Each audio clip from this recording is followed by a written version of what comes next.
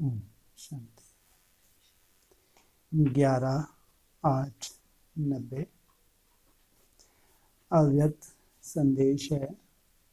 सबसे बड़ी शक्ति है संकल्प शक्ति। क्या कहा? और हम क्या मेहनत कर रहे हैं? संकल्पों को एकाग्र करने की कोशिश कर रहे हैं। अगर हमारे संकल्प एकाग्र होने लगे तो क्या होगा?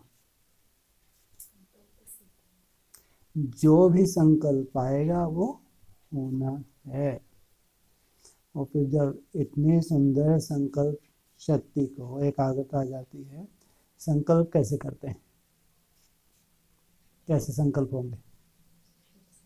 विश्व कल्याण के, माना अपने स्वार्थ का कोई संकल्प हो नहीं सकता। उसको कहेंगे विश्व कल्याणकारी आत्मा। कौन से विश्व का कल्याण है?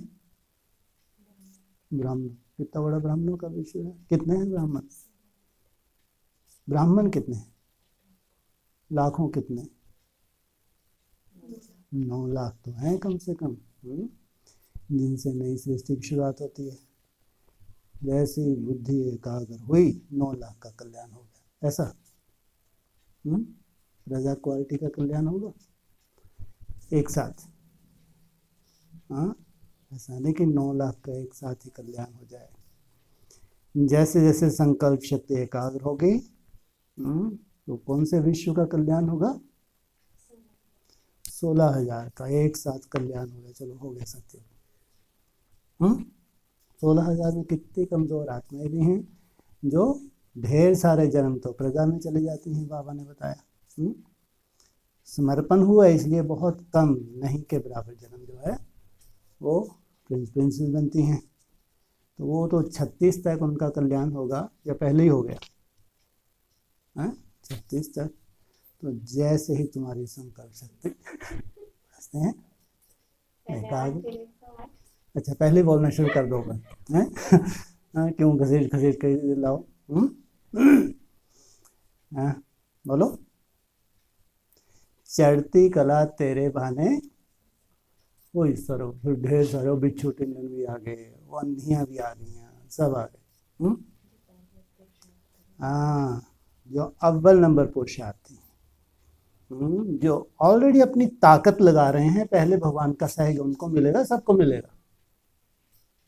ब्राह्मण परिवार में चाहे एडवांस पार्टी हो चाहे ब्रह्मा कुमारी, ये अपनी ताकत भी तो लगा रहे होंगे। उनको अंदर से प्रेरणा नहीं हो रही कि बहुत कम समय बचा है, बहुत अच्छी मेहनत करनी है। पेपर भी आ रहे होंगे, कर्म भोग के हिसाब किताब भी आ रहे होंगे। उसके बावजूद उनको लगता है कि बहुत मेहनत करनी है। ये है संसार।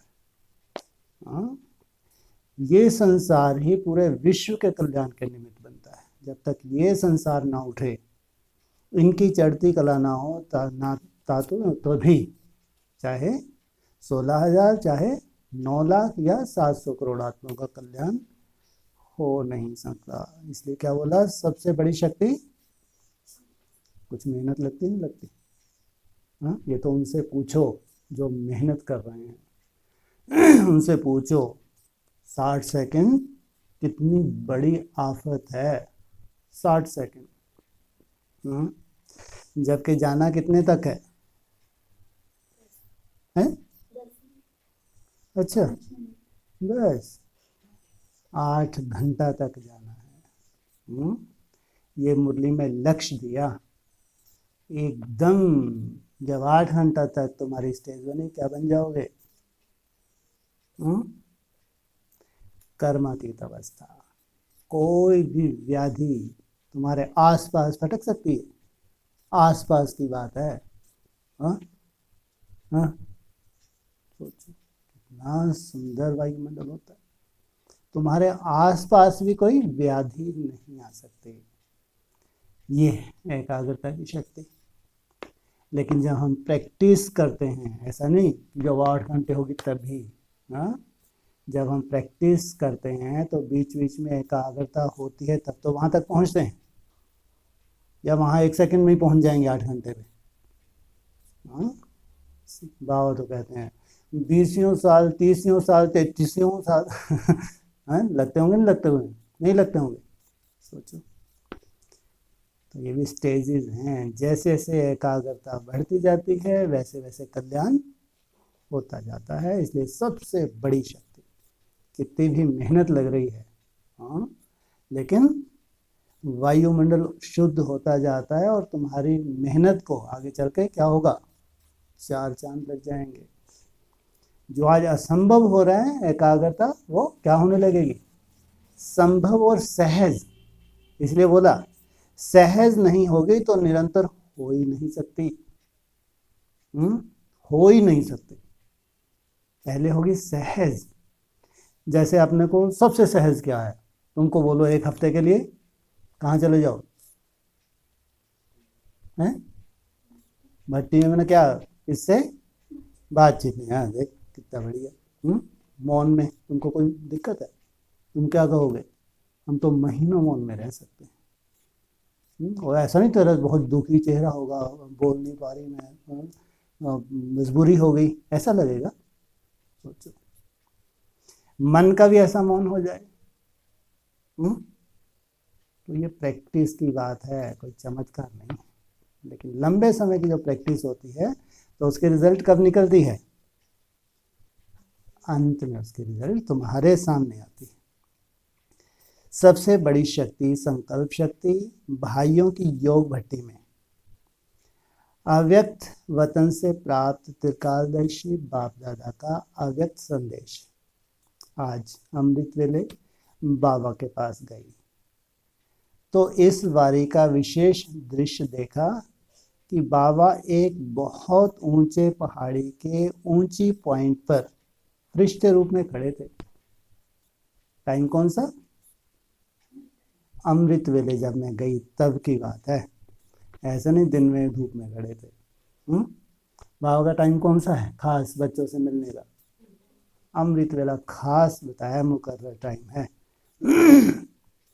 पहाड़ी के एक तरफ कई बच्चे पहाड़ी के ही आधार पर झूले में झूल रहे थे, दूसरी तरफ एक लिफ्ट थी जिस लिफ्ट के आधार पर ऊपर पहुंचने का प्रयत्न कर रहे थे। झूले पर भी जो मस्ती में झूल रहे थे वे भी ऊंचा पहुंचने का ही प्रयत्न कर रहे थे। बीच में जिस स्थान पर बाबा खड़े थे वहां से 2 किरणें निकल रही थी। वे किरणें बड़ी सूक्ष्म और शक्तिशाली थी।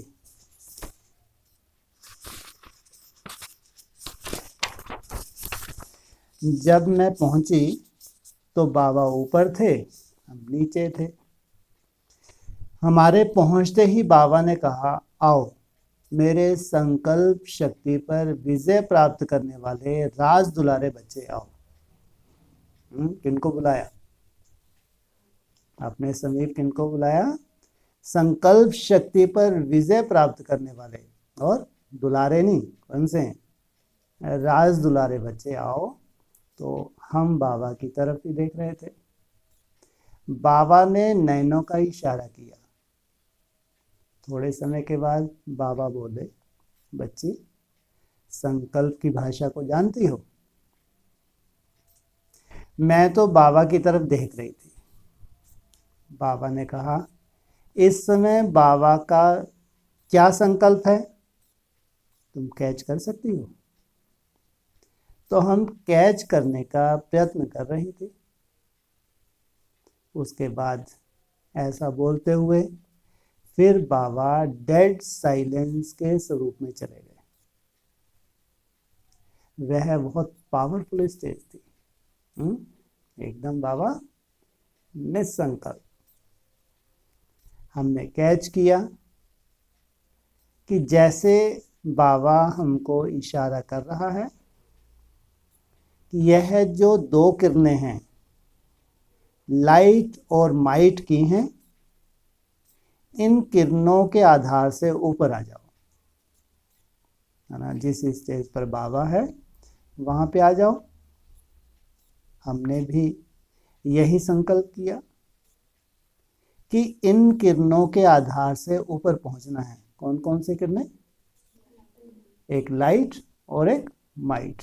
माना माइट भी अधूरी है, बिना अगर ज्ञान का प्रकाश नहीं है तो शक्ति तो है, लेकिन ये नहीं कह सकते कि विश्व कल्याणकारी है। कैसे उसमें अहंकार का स्वरूप भर जाए, कैसे उसमें हम खंगर ईंट बन जाएं, कोई भरोसा है? हाँ, इसलिए साथ में क्या चाहिए? लाइट भी चाहिए। जैसे ही संकल्प किया तो लगा, जैसे लाइट माइट के आधार से कोई उड़ता है, ऐसे उड़कर बाबा जहां खड़े थे वहां उस पॉइंट पे मैं पहुंच गई। जब ऊपर पहुंची तो बाबा ने पूछा, तुम अकेली आई हो? मैंने कहा, नहीं बाबा, आज तो सभी मेरे साथी हैं। बाबा ने जैसे ही बच्चों के आवाहन का सिर्फ संकल्प किया तो संकल्प शक्ति से कोई तो फौरन पहुंच गए, कोई थोड़ा पीछे पीछे पहुंचे। संकल्प किसने किया? बाबा ने किया, लेकिन ऐसा नहीं कि एकदम सब एक साथ ही इमर्ज हो गए आगे। जब सारा संगठन पहुंच गया तो बाबा संगठन को बहुत मीठी दृष्टि दे रहे थे। दृष्टि देते हुए सभी नीचे इमर्ज हो गए। अब वहां से ऊपर आना था तो बाबा ने सभी से इशारे से ही पूछा, संकल्प कैच कर सकते हो? तो कोई संकल्प कैच करते ही लाइट माइट की किरणों के आधार से ऊपर पहुंच गए। कोई झूले तक पहुंचे, कोई लिफ्ट तक पहुंचे। कोई कोई तो कहाँ पहुंच गए? बाप के सन्मुख पहुंच गए। झूले वाले इतना ऊंचा नहीं पहुंच रहे थे और लिफ्ट वाले उनसे थोड़ा ऊंचा पहुंच रहे थे, लेकिन उस पॉइंट तक नहीं पहुंच सकते थे जो लाइट माइट की किरणों के आधार पर थे। वे टॉप पर पहुंच गए थे, जिनका आधार क्या था? लाइट और माइट। बाबा ने झूले तथा लिफ्ट का रहस्य सुनाते हुए कहा, यह जो झूला दिखाया, यह वे बच्चे हैं जो सदा खुशी में झूलते रहते हैं। इसलिए क्या कहते हैं? खुशी जैसी खुराक नहीं। क्या कौन सा मंत्र जपते रहते हैं? जिनके लिए बोला है स्नेह ही योग है। बाबा मिला, बस इतना ही बहुत है। ऐसे खुशी के झूले से ऊपर जाना चाहते हैं, शक्ति नहीं है, खुशी है। खुशी के झूले में झूलते रहते हैं, शक्ति नहीं है जो ऊपर तक पहुंच सकें। लिफ्ट वाले जो हैं वे कोई ना कोई आधार पर हैं, सेवा की या कोई ना कोई सहयोग मिला तो ऊंचे चढ़ेंगे, नहीं तो बीच में होंगे। यह जो लाइट माइट की किरणें हैं वो हैं स्वयं की ऊंची स्थिति व सूक्ष्म शक्ति द्वारा ऊपर पहुंचना। यह दृश्य दिखाने के बाद बाबा ने कहा, अच्छा आओ बच्चे, अब भी सब ऊपर आ जाओ। तो सारा संगठन लाइट बन पृष्ठ रूप में एकदम ऊपर पहुंच गया। फिर क्या देखा कि टीवी के मुआफिक हर एक के मस्तक पर मन और बुद्धि की जो गति थी वह चलती हुई दिखाई दी। जैसे देखा ग्राफ में आता है, ऐसे जो भी उनके मन में चल रहा था, बुद्धि में जो भी चल रहा था, वो जैसे कि टीवी में दिख रही थी। फिर बाबा ने कहा, देखो आप जो निमित्त बने हुए बच्चे हो, उन्हों की विशेषता क्या होनी चाहिए? अभी बहुत समय बीत चुका, इसमें कर्मणा सेवा भी की तो वाचा सेवा भी की। यह सेवा ऐसी है जैसे साइंस के एटॉमिक बम्स या हाइड्रोजन बम्स हैं। यह मोटे यंत्र हैं, इसे कहेंगे आपकी वाणी के यंत्र। कौन से? जैसे साइंस के एटॉमिक बम्स या हाइड्रोजन बम, ये तो जैसे कहेंगे आपने वाचा के द्वारा जो सेवा कही।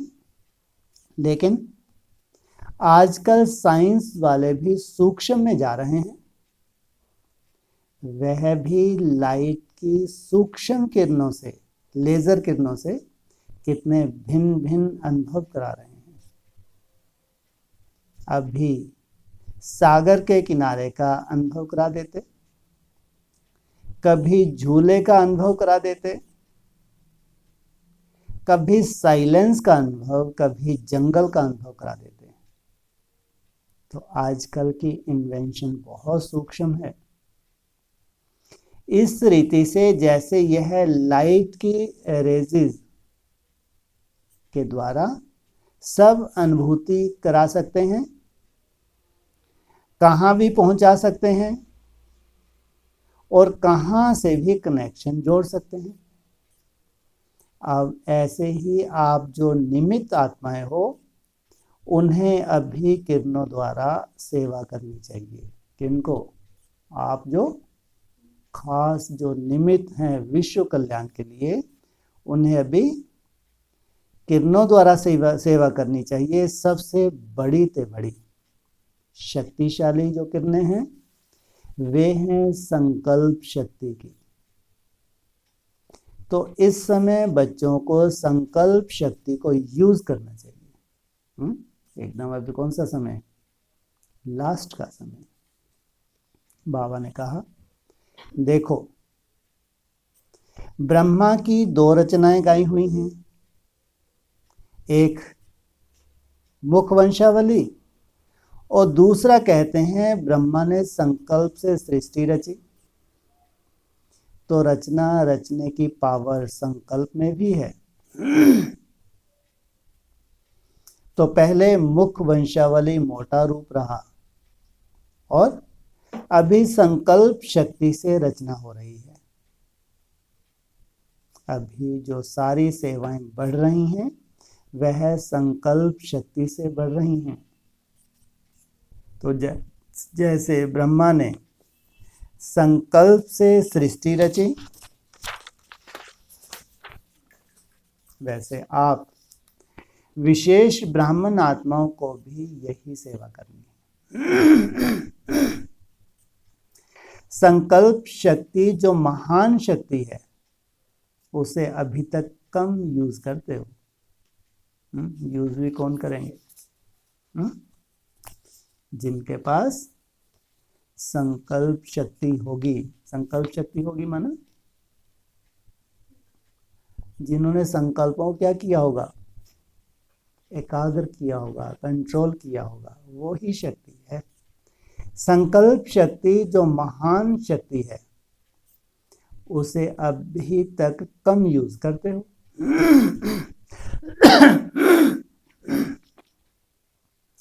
वाणी की शक्ति से तो सेवा हो ही रही है, लेकिन अभी इस सूक्ष्म शक्ति को बढ़ाना है। जैसे साइंस के साधन टेलीफोन द्वारा किसी को भी मैसेज दे सकते हो, बुला सकते हो। साइंस के साधनों द्वारा कोई भी कार्य कर सकते हो, वैसे आप संकल्प शक्ति से भी कर सकते हो। यह वायरलेस का काम संकल्प शक्ति कर सकती है। जैसे हजारों किलोमीटर दूर भी क्यों ना हो, इधर संकल्प तुमने किया और उधर उसके पास पहुंचा। आखिर में यही संकल्प शक्ति सेवा के निमित्त बनेगी, और यह लास्ट सेवा, जिसके लिए क्या बोला है? मन के मौन से नई रंगत। बेहद की फटाफट जो विहंग मार्ग की सेवा होनी है वह भी संकल्प शक्ति से होगी। और ये क्या कहते हैं, मुंह के बक्के लगाने वाले बड़े बड़े मेगा प्रोग्राम, ये है विहंग मार्ग की सेवा। जितने बड़े बड़े लाखों का प्रोग्राम कर रहे हैं, अभी खर्च कर रहे हैं, करोड़ों खर्च करेंगे अभी तो, शिवरात्रि मनाएंगे अभी, सोच ये कह रहे हैं विहंग मार्ग की सेवा कर रहे हैं। और ये क्या कह रहे हैं अव्यक्तवाणी में, सोचो आप। वो है मनमत और ये है श्रीमत। तो बेहद की फटाफट जो विहंग मार्ग की सेवा होनी है वह भी संकल्प शक्ति से होगी। और एक दो को आप जो देना चाहते हो वह संकल्प शक्ति से जितना दे सकते हो उतना वाणी से नहीं दे सकते। वाणी से तो सामने बैठा होगा तभी देंगे, या साधनों के द्वारा भी देंगे तो भी लिमिट, लेकिन संकल्प शक्ति सामने जरूरत है उसका होना, हाँ बिल्कुल नहीं। इसी रीति से बाबा संकल्प शक्ति का महत्व सुना रहे थे। इसके बाद बाबा ने कहा भट्टी में विशेष इसी संकल्प शक्ति पर रूह रेहान करना। यह क्या चीज है, इसका आधार क्या है वह निकालना। ये कितनी बड़ी साइंस है, ये यथार्थ राजयोग है, कैसे इसमें रहस्य भरे हुए हैं, इसका निष्कर्ष निकालना। आप सभी की शुभ इच्छा व चाहना है कि हमें महीनता में जाकर स्व उन्नति और सेवा की उन्नति करनी है।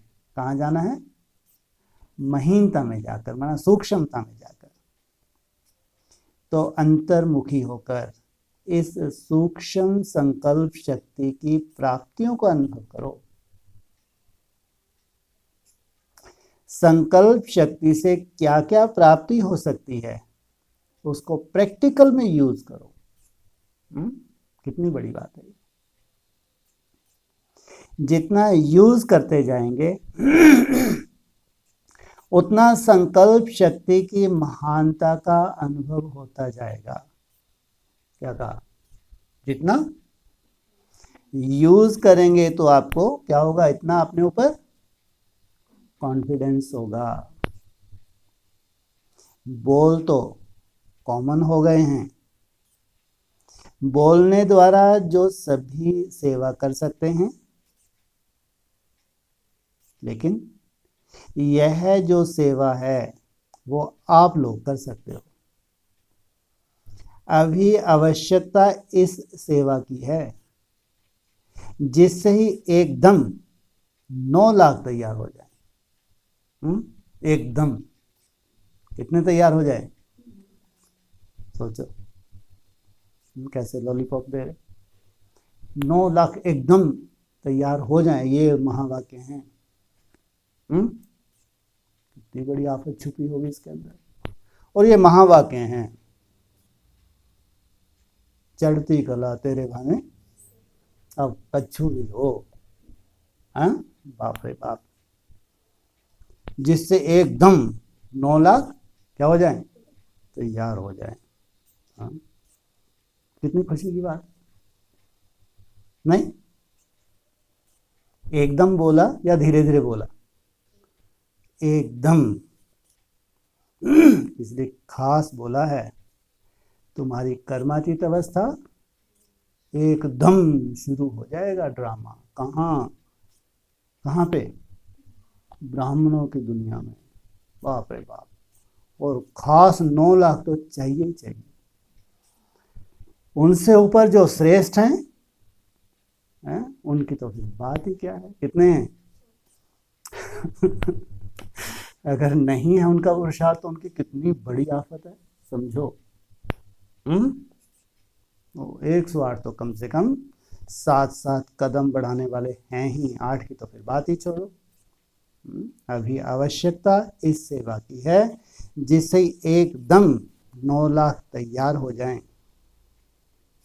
वाचा की सर्विस से तो 42 साल में 2 लाख तक पहुंचे हो। कितने साल में? 42 साल। कब से शुरू हुई सेवा?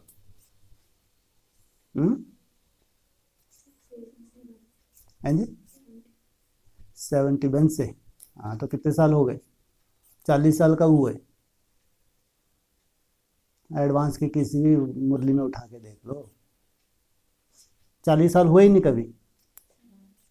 18 में बोलते नहीं बोलते, कितने रट्टे लगाए हैं? 18 के आसपास। तो अभी कितने बताइए? सॉरी भाई, ओहो नहीं नहीं, रुको, शांति। वाचा की सर्विस से तो 54 साल में, कौन से साल की वाणी है ये? 90, 2 लाख तक पहुंचे हो। अभी कितने साल हुए हैं? अरे 76 से गिनती नहीं आती है। 44, 45 की हो, है ना? कितने हो गए? गिनती नहीं आती। चलो 50 साल कब हो जाएंगे यही बोल दो। 76 2036, 40 से 50 वर्ष लगते नहीं लगते पूरी राजधानी स्थापन होने में? और उसके बाद कितने और ऊपर? कौन सी शूटिंग पूरी हो जाएगी? पूरी होगी नहीं होगी शूटिंग? कहाँ? तो वहां 54 साल में 2 लाख तक पहुंचे हो। कितने भस्म हुए हैं? भस्म हुए नहीं हुए? कब भस्म हुए हैं ये? 60 हजार है। 18 में ये भस्म हुए हैं। और यहाँ तो फिर भी राजा बनाने की सर्विस है। तो 9 लाख की सर्विस ज़्यादा कहाँ हो रही है? प्रजा क्वालिटी कहाँ तैयार हो रही है? बाकी तो बाबा ने 16 हजार ही बताया है राजयोगी, 60 हजार को नहीं तो भस्म हो गए। कोई एक आध जन्म राजा ही का होगा, चलो फिर भी कहेंगे तो नहीं कहेंगे। हाँ, और 9 लाख की भागदौड़ कहाँ हो रही है? बेसिक में हो रही है। तो 54 साल में 2 लाख तक पहुंचे हो, लेकिन इतनी जो 9 लाख की संख्या तैयार करनी है वह इस सेवा से होगी, ऐसी इस भाग दौड़ की सेवा से होगी। तो जो कितना समय बचा है?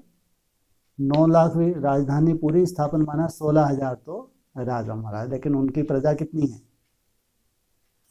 9 लाख।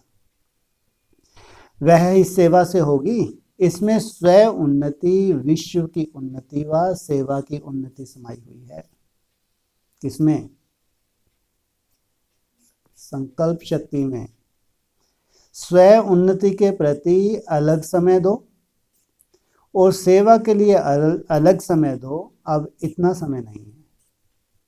इसका मतलब स्वयं स्थिति जितना बढ़ती जा रही है, स्वतः ही आफतें बढ़ती जाएंगी और राहत भी क्या होगी? बढ़ती जाएगी। इसलिए बैलेंस से एक ही समय पर दोनों ही सेवा करो, क्योंकि जब आप संकल्प शक्ति से दूसरों की सेवा करेंगे तो पहले आप संकल्पधारी स्वयं बनेंगे, तब तो सेवा होगी। तो स्वयं उन्नति हो ही गई। तो यह ऐसी पावर है जिससे स्वयं उन्नति और सेवा की उन्नति एक ही समय पर करते आगे बढ़ सकते हो। फिर बाबा बोले, कई बच्चों के मन में संकल्प है कि भट्टियां तो बहुत बार कर ली हैं, बाबा से वायदे भी कई बार कर चुके हैं, लेकिन परिवर्तन बहुत स्लो गति से दिखाई देता है। इसका कारण क्या? जब इच्छा भी है और चाहते सभी हैं, स्वयं के लिए भी चाहते हैं तो सेवा के लिए भी चाहते हैं। कई बच्चों का संकल्प बाबा के पास आ रहा है, सोचते हैं ऐसे तो नहीं, यह भट्टी भी ऐसे ही हो जाएगी जैसे और भट्टियां होती आई हैं। तो बाबा आज इसका भी उत्तर देते हैं। जितनी चाहना है उतना प्रैक्टिकल में क्यों नहीं होता? बाबा ने कहा, एक तो कायदा बनाते हो कि यह होना चाहिए, यह नहीं होना चाहिए। दूसरा, वायदा भी करते हो। आप बच्चों के दिल के वायदे बाबा के पास पहुंचते हैं। कभी कभी बाबा दिल के वायदे सुनकर स्नेह में डूब जाते हैं, लेकिन फिर क्या होता है? तो बाबा ने कहा, जैसे आप सेवा करते हो तो उसका फायदा आपको दिखाई देता है। आपने सेवा की, सामने वाला खुश हुआ, अच्छा माना, तो यह जो फायदा मिला, उस फायदे के कारण टेम्पटेशन होती है कि औरों और आगे सर्विस करें। इस रीति से जो वायदे करते हो, इस वायदे से हमको फायदा क्या होगा, प्राप्तियां क्या होंगी, सूक्ष्म जो फायदे हैं उसकी लिस्ट सामने नहीं लाते हो। स्थूल फायदे तो सामने आ जाते हैं, लेकिन इससे आत्मा को कितने फायदे होते हैं, प्राप्तियां व अनुभूतियां कितनी हैं, यह इमर्ज रूप में नहीं है।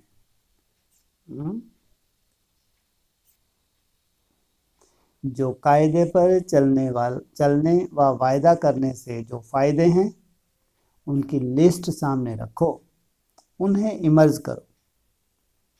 अभी यह थोड़ा सा मर्ज है। जब यह सूक्ष्म शक्तिशाली फायदे अपने सामने इमर्ज रखेंगे, तब वायदों को प्रैक्टिकल में ला सकेंगे। उसके बाद बाबा ने रूह रिहान के लिए विशेष 2 टॉपिक दी। बाबा ने कहा, एक तो संकल्प शक्ति की टॉपिक पर रूह रिहान करो। इसकी जो विधि है, शुभ भावना और शुभ कामना, इस पर चर्चा करो और योग में फिर इसको यूज करके देखो। सचमुच यह शुभ भावना, शुभ कामना क्या चीज है? और जब दूसरों को हम शुभ भावना देते हैं तो उस समय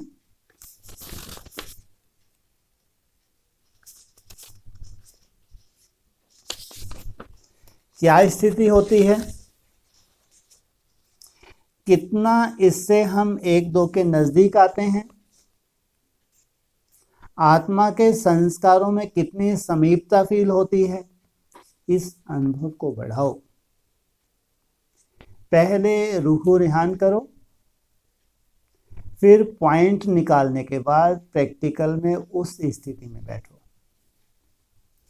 दूसरा, बाबा ने कहा, सभी कहते तो हो कि बाबा हमारे साथ है, लेकिन प्रैक्टिकल लाइफ में सर्व संबंधों का रस सारे दिन में कैसे लें, अभी इस अनुभूति की कमी है।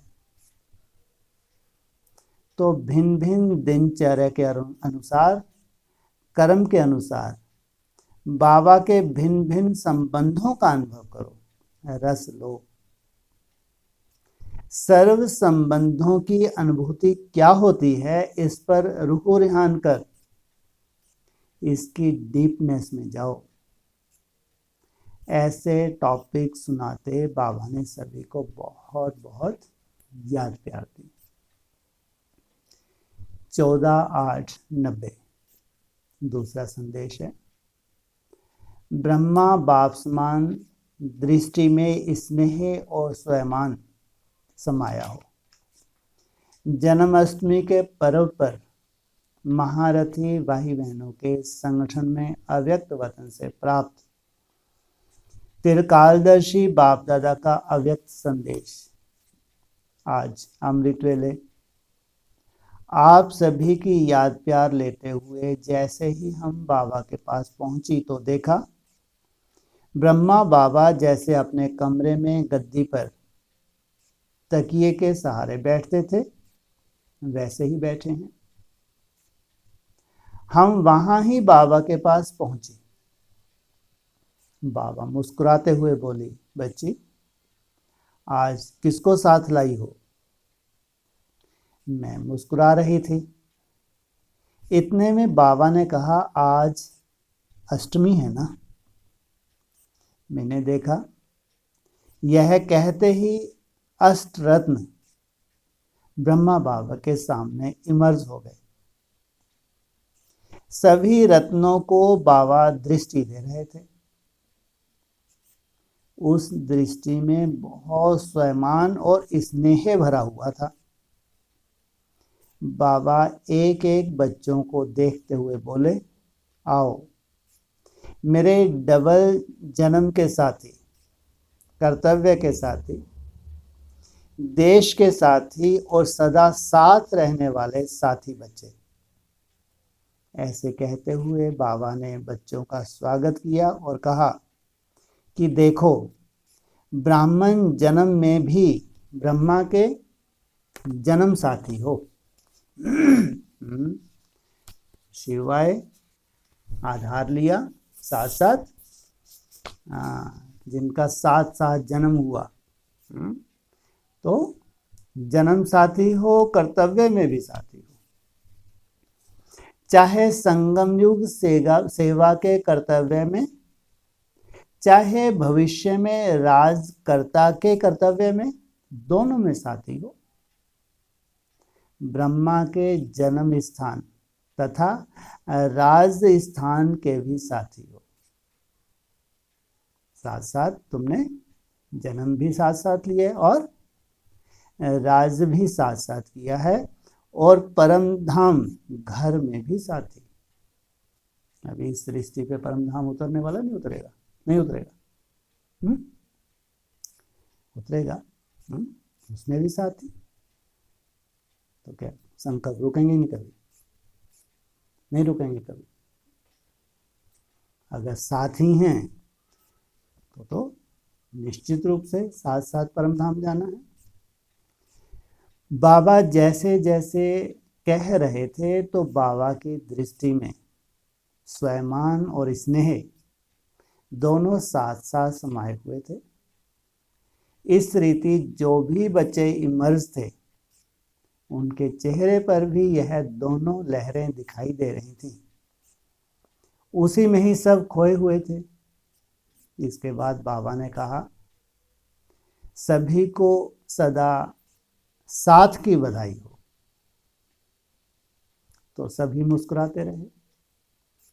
बाबा ने कहा, शिव बाबा तो कृष्ण बनेगा नहीं, ब्रह्मा बाबा ही बनते हैं। आज विशेष ब्रह्मा सो श्री कृष्ण का ही दिन है। ब्रह्मा बाबा अकेले कभी नहीं रहते, सदैव अपने बच्चों के साथ रहते। इसलिए क्या बोला है? हैं? रुके हुए हैं। और क्या बोला है? एक के पावन बनने से सब पावन। तो जन्म अष्टमी सिर्फ ब्रह्मा बाबा की नहीं है, लेकिन बाबा के साथ विशेष बच्चों की भी है। सभी मिलकर कहने लगे, बाबा आपको जन्मदिन की बधाई हो। बाबा ने कहा, आप सबको भी जन्म की बधाई हो। यह बोल ऐसे लग रहे थे जैसे सभी नेचुरल साज के रूप में गा रहे हैं, गीत के रूप में नहीं, लेकिन साज के रूप में बोल रहे थे। उसके बाद बाबा ने कहा, आओ मेरे जन्म साथी चलो। बाबा उठे और उठते हुए बाबा ने सभी को ऐसे बाहों में समा लिया तो एक नई सीन इमर्ज हो गई। बाबा वैसे भी ऊंचे हैं, तो ऐसे लग रहा था जैसे बाबा सभी के ऊपर ताज के रूप में हैं और सीन एक सुंदर छत्र के रूप में दिखाई दे रही थी। बाबा ऐसे ही बाहों में लेते हुए आगे चले। बाबा जहां सबको ले चले वहां बहुत अच्छा दृश्य देखा। जैसे छोटे बच्चों के लिए एक के ऊपर एक छोटे छोटे झूले होते हैं, ऐसे झूले थे। वे झूले घूम नहीं रहे थे। उन झूलों के पास जब पहुंचे तो बाबा का स्वरूप और जो भी साथ में थे उन सब का स्वरूप भविष्य देवता का बन गया और सभी छोटे छोटे राजकुमार और राजकुमारी के रूप में उन सजे हुए झूलों में बैठ गए। करीब 2.5-3 साल के बच्चे लग रहे थे। झूला सिंहासन की रीति से मोर की डिजाइन में सजा था। उसी पर सब बड़े आराम से बैठे थे। बड़ी सुंदर सीन लग रही थी। फिर बाबा इमर्ज हुए और कहा, देखो आप मेरे भविष्य के जन्म साथी भी हो, क्योंकि अकेला श्री कृष्ण क्या करेगा, अकेले तो रहना ही नहीं है। परम धाम में भल सबकी स्थिति अकेले की होगी, लेकिन फिर तो साथ में ही रहना है। फिर बाबा ने कहा, अच्छा अभी तुमको एक और दृश्य दिखाता हूं। थोड़ा आगे चले तो वहीं छोटे छोटे बच्चे जो झूले में थे उन्हें राज दरबार में बड़े रूप में देखा। लेकिन इस बार राज दरबार की एक विशेषता देखी। एक एक के सिंहासन के पीछे बहुत सूक्ष्म 5 आकार दिखाई दे रहे थे। वह ऐसे खड़े थे जैसे बड़ों का रिगार्ड रखने के रूप में सेवाधारी खड़े हों। बाबा ने कहा, बच्ची जानती हो कि राज दरबार में यह 5 कौन खड़े हैं?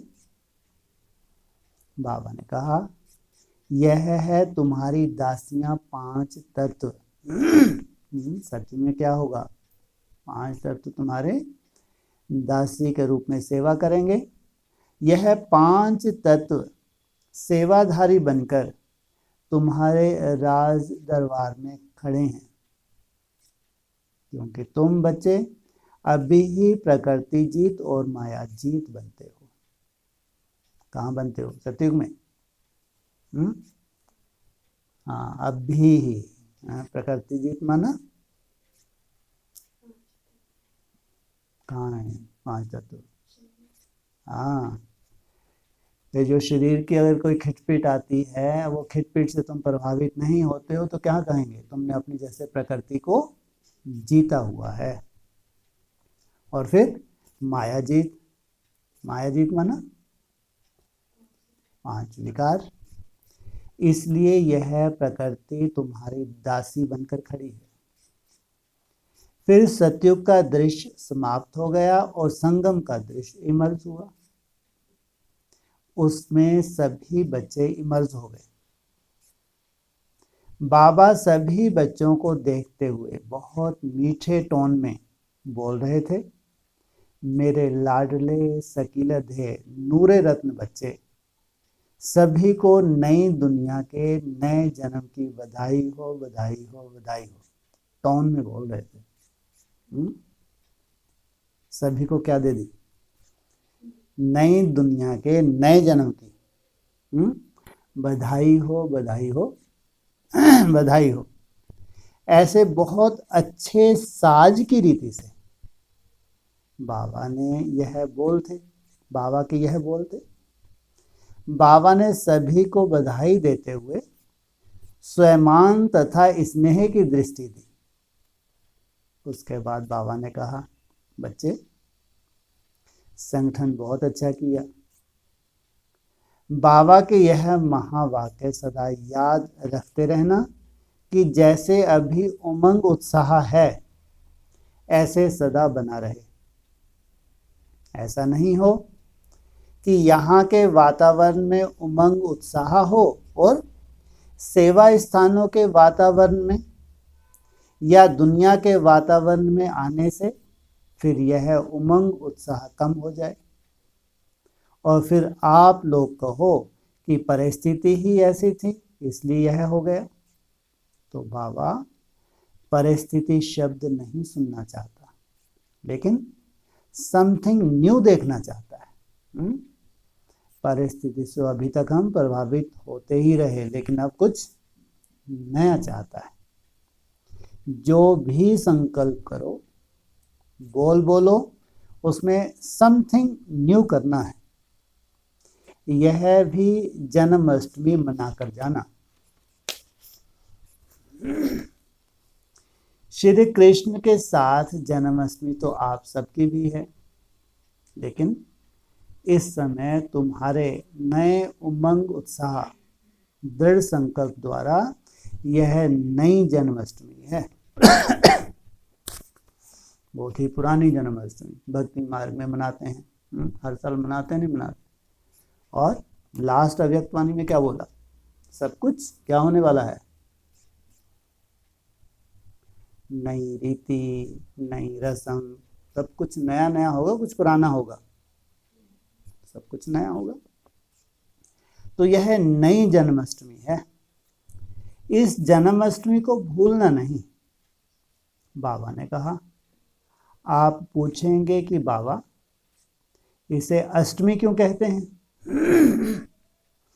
अष्टमी इसलिए कहते हैं क्योंकि अष्ट राज्य जो चलने हैं उसमें राज्य अधिकारी बनने के लिए ही यह नया जन्म उमंग उत्साह का है। इसलिए सभी के नए उमंग उत्साह के दृढ़ संकल्प द्वारा नए जन्म की व जन्म अष्टमी की मुबारक बाबा दे रहे हैं। कितने राज बताए? कितने चलेंगे गद्दी? 8 गद्दी चलेंगे। फिर बाबा ने कहा, इसके लिए बच्चों को 1-2 के सहयोगी बनकर एक बात करनी ही होगी। वह क्या करेंगे? शुद्ध संकल्प की बात तो बाबा ने सुनाई ही है। शुद्ध संकल्प है बीज, लेकिन बीज के पहले धरनी तैयार होती है। जब तक धरनी तैयार नहीं होती है तो बीज कितना भी शक्तिशाली डालो, लेकिन उसका फल नहीं निकलता।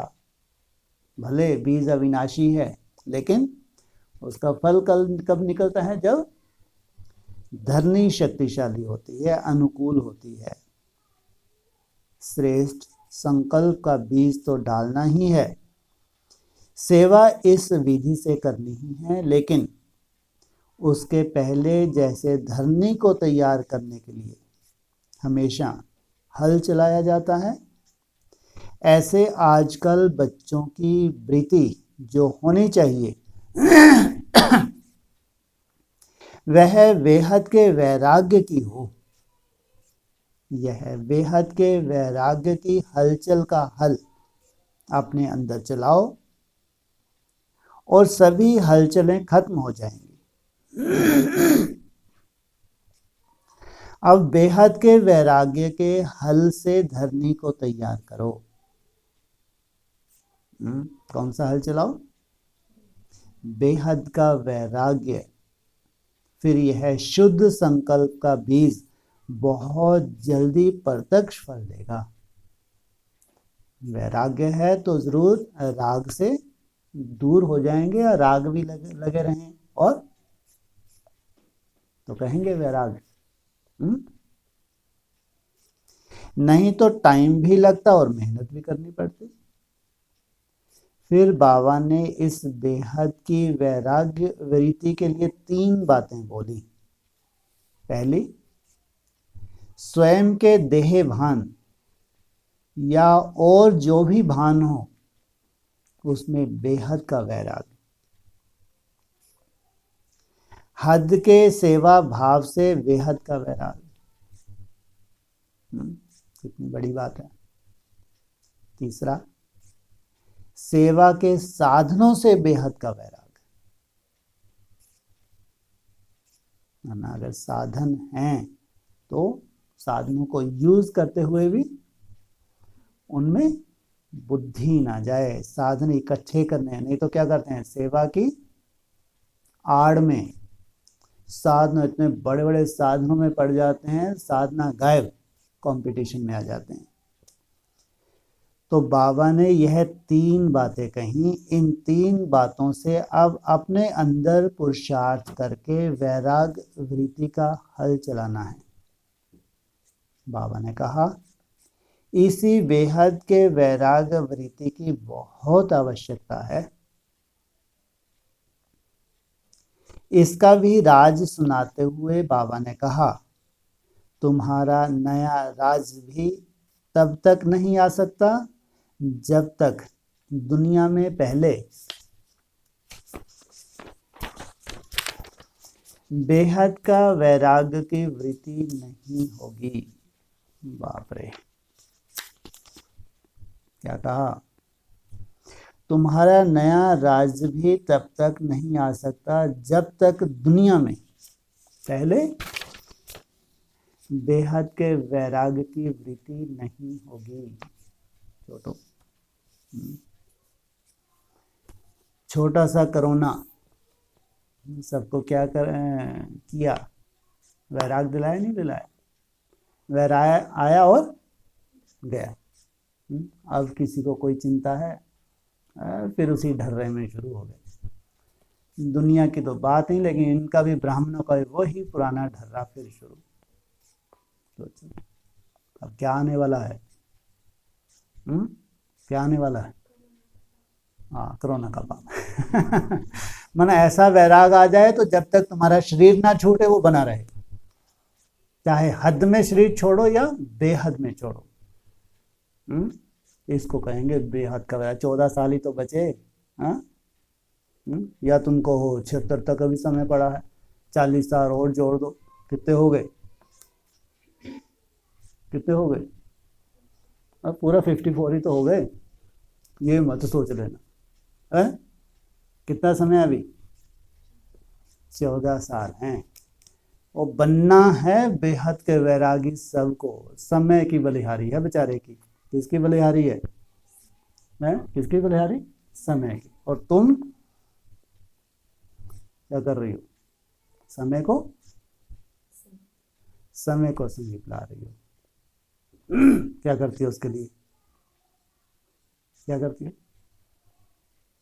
कुछ नहीं करती, कोई बलिदान नहीं करते हैं।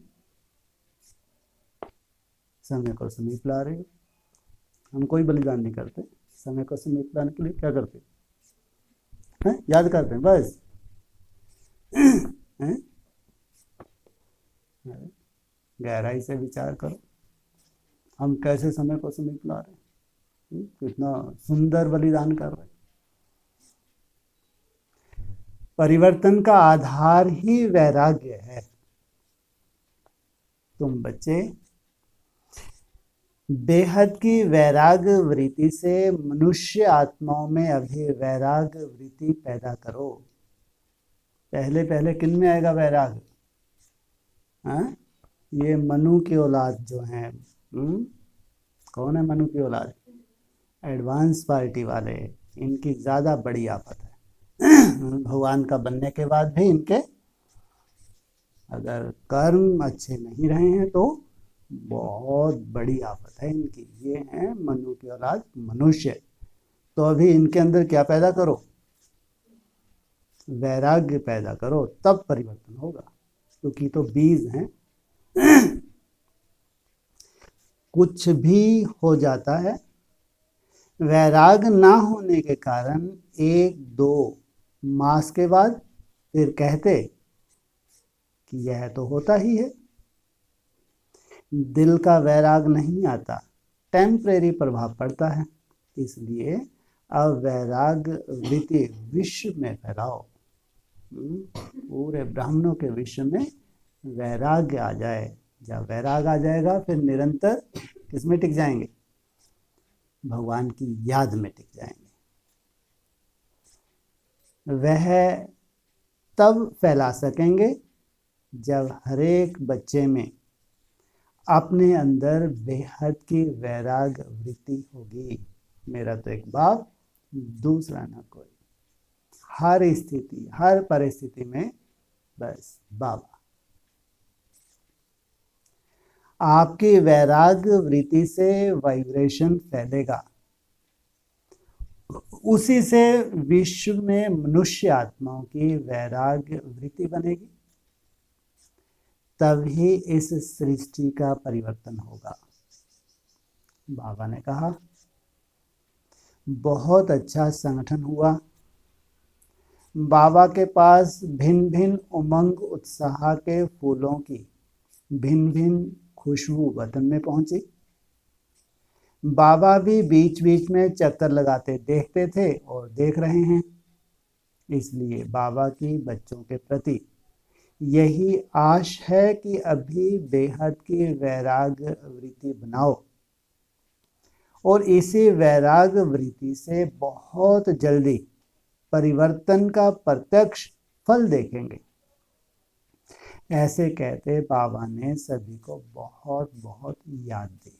अच्छा, ओम शांति।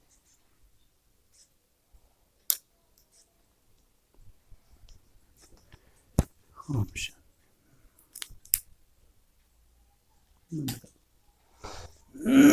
इसको निकाल